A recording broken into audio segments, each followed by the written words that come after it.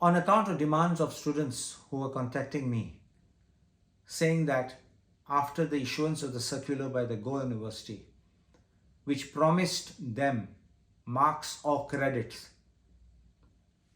for volunteering for the National Games, the university was dilly-dallying and not giving them the marks or the credits. And the date was approaching for submission of the application for examination so they could get the marks. And I was constrained to call up the registrar and inform him that this was not correct, it was unfair, and this would amount to an act of cheating, which is a crime, and I would not hesitate to take them by filing an FIR against every person involved in depriving the students of the marks or the credit. I'm pleased to inform you that the